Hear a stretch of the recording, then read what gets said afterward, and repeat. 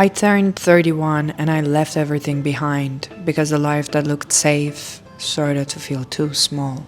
Nassim Nicholas Taleb says the three most harmful addictions are heroin, carbohydrates, and a monthly salary. I have never done heroin, and honestly, I prefer butter to bread. But oh, that monthly salary. That little cha-ching at the end of every month. The tiny sound that makes you feel like your work has paid off, like you have a purpose, like you have a reason to wake up at 6 a.m., like you are useful and you are safe. For me, that was the most dangerous part, because safety can start as a shelter and slowly become a cage. All my life, I thought freedom meant having enough money to choose. But somehow, the more stable life became, the less alive I felt inside it. I have worked as a teacher, as a nurse, as a project manager, in these past few years, as a housewife. Living inside the holographic bubble of my husband's financial security, I had almost zero motivation to work. Before marriage, I could never afford to be unemployed, but after marriage, no matter how much I made, it could barely change my lifestyle. And yes, that is a privilege, but it also became a burden. Because when money stops being the reason you work, you have to find another reason. And I didn't even know what I was passionate about anymore. So there I was, 30 years old, wondering if I should be climbing some ladder of success, or preparing myself for motherhood, or becoming an artist, or becoming nothing at all for a while.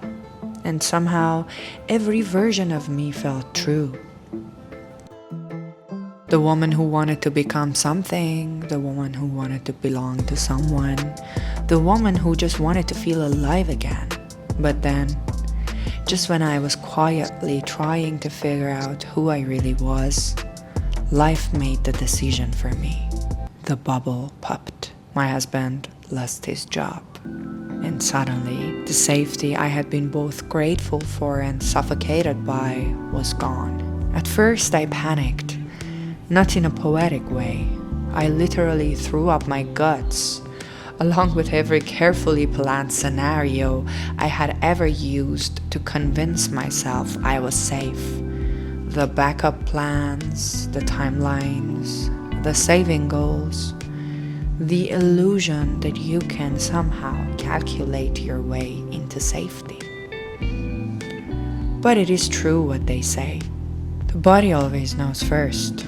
I fell into a deep sleep and dreamt of waves carrying me to shore the moment I stopped struggling. When I woke up, my husband had made me a hearty meal. He sat beside me and told me that maybe this was his chance too. Maybe this was the time to finally give himself fully to the entrepreneurship journey he had always wanted. And there it was, a choice.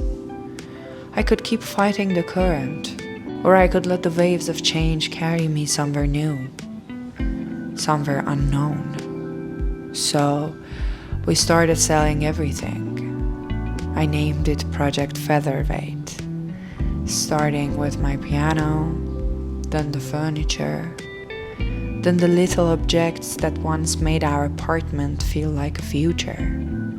One by one, our life became lighter. And maybe that was the first lesson. Leaving everything behind doesn't happen all at once. It happens chair by chair, box by box, goodbye by goodbye. Until one day, the home you built with so much love and precision starts echoing back at you. And you realize you are not just leaving a place. You are leaving a version of yourself who thought safety was the same thing as being alive. As I was about to finish my 31st orbit around the sun, I booked a flight to Bali. and gathered 25 kilos of whatever still made me feel like myself.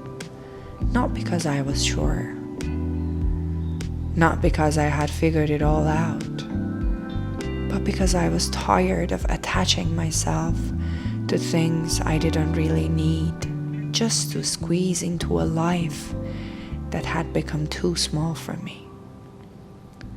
I turned 31 and I left everything behind.